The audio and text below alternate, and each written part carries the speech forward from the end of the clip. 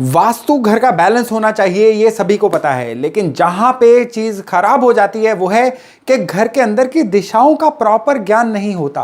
बहुत सारी मिसकंसेप्शन होती हैं कि दिशा कैसे देखें, दिशा कहां से देखें, हमारा घर कौन सा मुखी है, हमारे घर में एक्चुअली नॉर्थ ईस्ट कहां है। ये सारे प्रश्न बहुत ज्यादा लोगों के मन में घूमते रहते हैं। तो आज का जो वीडियो है ये एक बड़ा बेसिक वास्तु का वीडियो है, जिसमें ना केवल आपको यह बताया जाएगा कि आप अपने घर का वास्तु खुद किस तरह से देख सकते हैं, बल्कि यह भी बताया जाएगा कि अगर आपके घर के वास्तु में कुछ बेसिक छोटे छोटे नुक्स भी हैं, कुछ छोटी छोटी दिक्कतें भी हैं, तो उनको भी कैसे सही किया जा सकता है। नमस्कार, मेरा नाम है योगेश शर्मा और स्वागत है आपका happy life with Yogesh Sharma में। और दोस्तों, आगे बढ़ने से पहले एक विनम्र निवेदन कि अगर अभी तक आपने अपने इस चैनल को सब्सक्राइब नहीं किया है तो कृपया सब्सक्राइब करिएगा और बेल बटन दबाना ना भूलिएगा।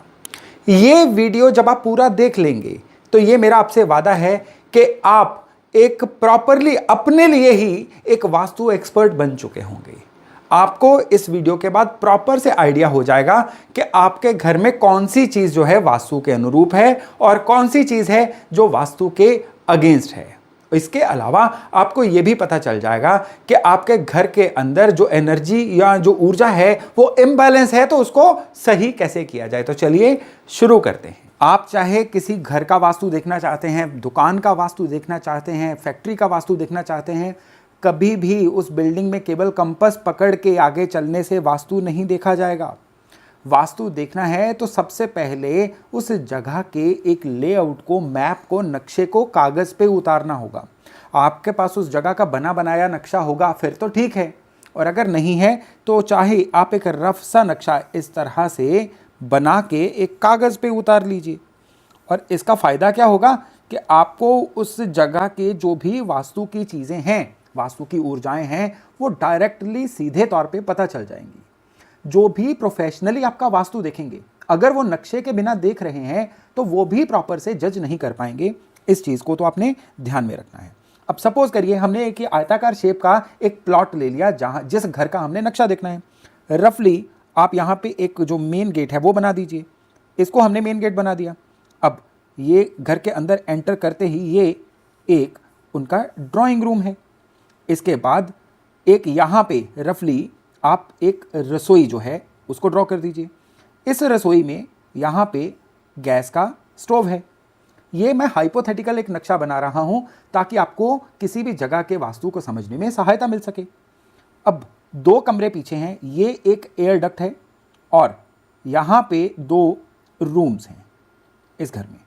ये जो रूम्स हैं वो कुछ इस तरह के रूम्स हैं, ये दरवाजे हैं और फिर एक दरवाज़ा जो है यहाँ पे है। तो इस तरह से दो बेडरूम बन गए और हर बेडरूम के साथ अटैच्ड एक टॉयलेट है।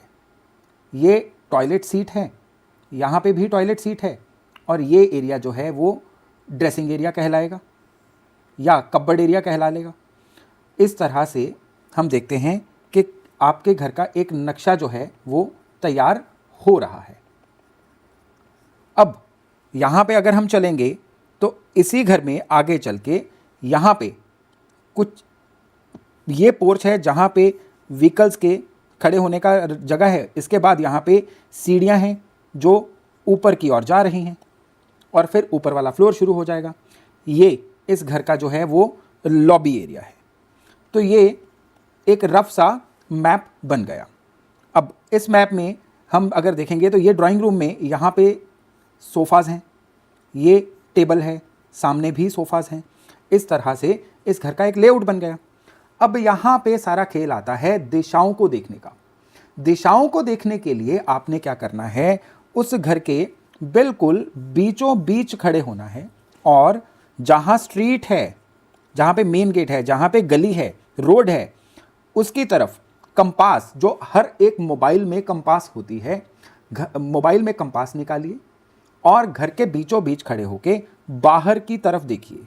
आपकी जो पीठ है वो घर के बैक एरिया की तरफ होनी चाहिए।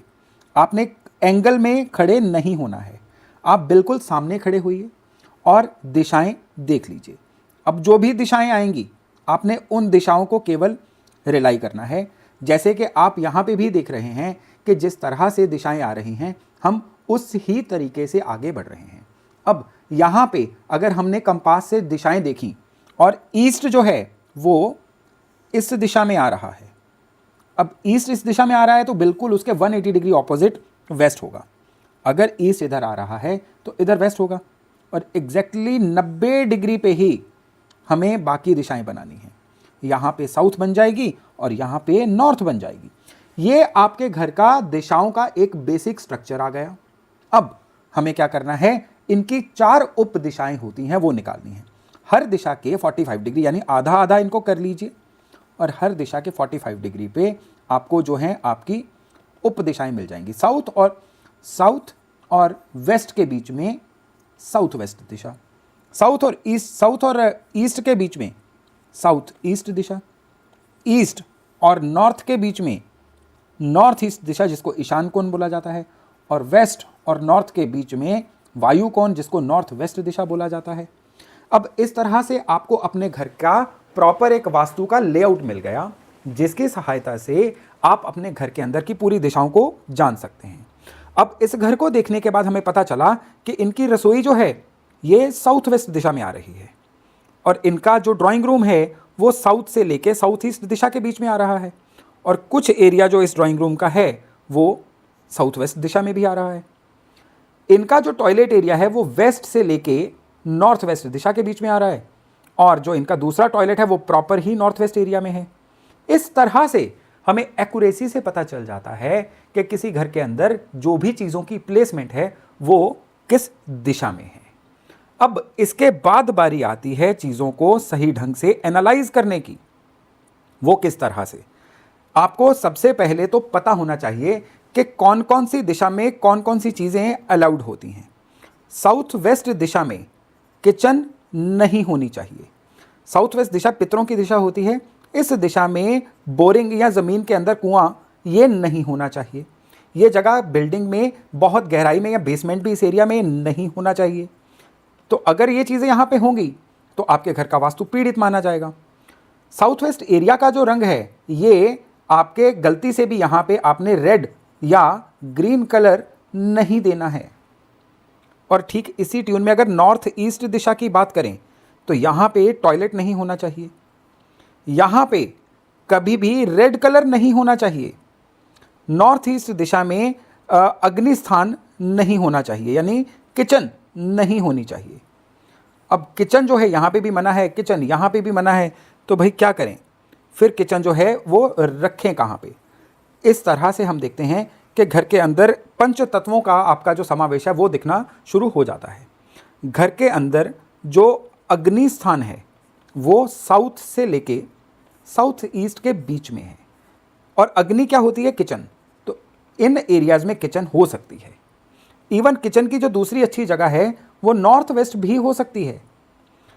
टॉयलेट जो हैं वो आइडियली कहाँ पे होने चाहिए, वैसे तो साउथ वेस्ट में टॉयलेट नहीं होना चाहिए, लेकिन साउथ वेस्ट से साउथ की तरफ जो बीच में एरिया रहता है उसमें अगर टॉयलेट हो जाए तो ये घर की बुराइयों को भी बहा के ले जाता है, बहुत ही अच्छा रहता है।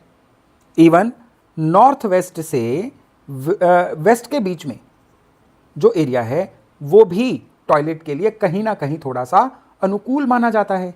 लेकिन प्रॉपर नॉर्थ वेस्ट में अगर टॉयलेट होगा, प्रॉपर वेस्ट में अगर टॉयलेट होगा तो ये खराबियां दे देगा। तो इस तरह से आपको एक बेसिक आइडिया हो जाएगा कि आपके घर के अंदर किचन, टॉयलेट, ये चीज़ें जो हैं वो सूटेबल आपके लिए हैं कि नहीं हैं। अब इसी में आगे बढ़ते हुए हर एरिया के तत्व को जान लीजिए, जिससे आपको पता चल जाए कि आपके घर के अंदर जो पंच तत्व हैं वो बैलेंस है कि नहीं। अब पंच तत्व कौन से हैं, अग्नि, पृथ्वी, जल, वायु और आकाश। मैं बोल हिंदी में रहा हूँ, लिख इंग्लिश में रहा हूँ, इसलिए मेरी इस गलती को माफ़ करिएगा, क्योंकि मैं चाहता हूँ कि जो लोग हिंदी प्रॉपर नहीं भी समझ पाते हैं वो इसके थ्रू ही जान पाएँ। तो अग्नि की दिशा जैसे हमें पता है साउथ और साउथ ईस्ट के बीच में रहती है। पृथ्वी की दिशा जो है वो साउथ वेस्ट है। जल की दिशा नॉर्थ से शुरू होकर नॉर्थ ईस्ट तक भी जाती है। वायु की जो दिशा है वो ईस्ट है, और जो आकाश की दिशा है वो वेस्ट है। इवन नॉर्थ वेस्ट दिशा भी आकाश का ही एलिमेंट कहलाती है। तो अब अगर जल की जगह पे अग्नि आ जाएगी तो वो दुश्मन बन जाएंगे, पृथ्वी की जगह पे वायु की चीज़ें आ जाएंगी वो दुश्मन बन जाएंगी, इस तरह से आप देख लीजिएगा कि आपके घर के अंदर चीज़ों का संयोजन जो है क्या उन दिशाओं के अनुसार है। अगर नहीं होगा तो ये आपकी रूटीन लाइफ को परेशान करना शुरू हो जाएगा। तो वास्तु के बारे में चर्चा को मैं इसी तरह से आगे बढ़ाता रहूंगा, लेकिन फिलहाल आप इसी चीज को अपने घर पे अप्लाई करके देखिए कि ये आपके लिए कितने परसेंट एक्यूरेट हो रहा है या कितने परसेंट आपको ये चीजें जो हैं अपने लिए खराब लग रही हैं। तो देखा आपने, अपने घर के वास्तु को ड्रॉ करना, अपने घर के वास्तु को देखना कितना आसान था, और उससे भी ज्यादा आसान है इन चीजों को इवैल्यूएट करके अपनी फेवर में करना। तो चलिए, ये जानकारी थी यहीं तक। बहुत जल्द मिलते हैं नए टॉपिक, नए विषय के साथ। अपना खूब ध्यान रखिएगा। नमस्कार।